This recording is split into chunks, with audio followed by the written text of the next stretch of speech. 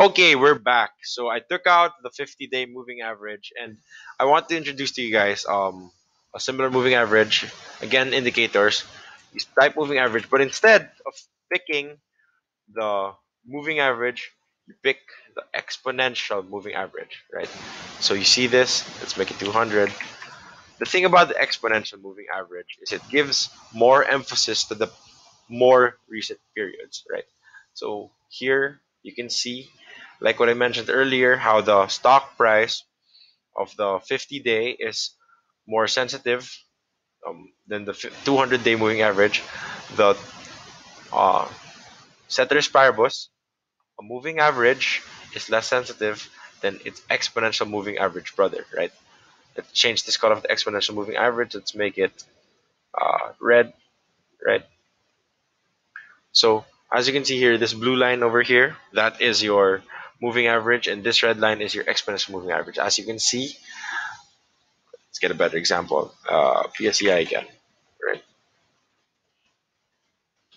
As you can see, the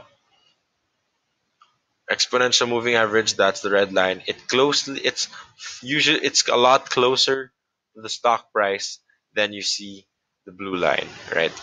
Because like what I said, if it takes into account the more recent stock periods, then you'll be able to then you'll be able to have more effective data. However, there are pros and cons to either. The pro of the moving average is that it's generally a good level for support and resistance, right? Like as you see here, let's take out this EMA. You see the 200 moving day average or any moving average day average in general. If it's below the moving day average, then that means it's a resistance. If it's above it, then it's a support, right? So here, what's a good example of that? Let's just use this, right? So the PSEI is below its 200-day moving average. Um, that's generally a bad sign since the 200-day is the strongest moving average with regard to supports and resistances. The reasoning behind that is the length of the period. That's the average price of that stock, right? And the thing is, you're if you're at the average price of your stock, right? That's generally going to be support and resistance levels. Um, so, anyways, moving on. So, I just want to include one more topic. Besides this, the golden cross and the death cross. It's one of the easiest ways to use indicators. So let's put another moving average over here. Whoops, not the exponential moving average, just the regular moving average Joe. Right. So let's make it 200.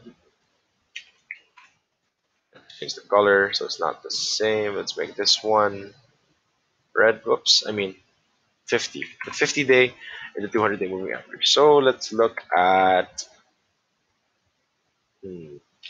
Ali maybe. Right, let's take this out. Right. So the thing about the moving averages, right?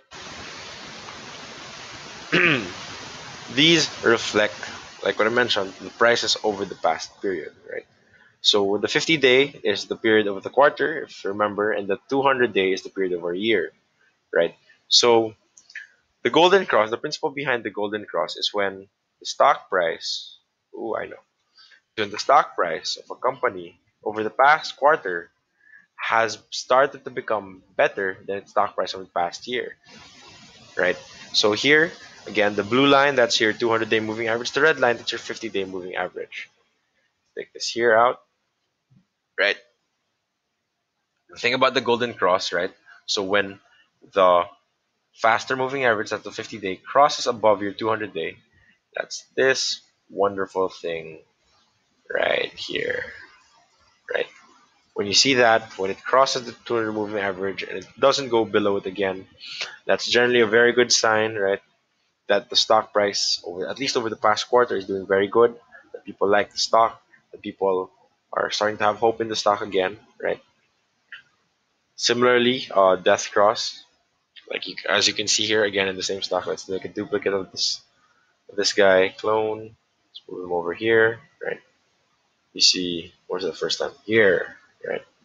You see it, it crosses below, right? Similarly, if this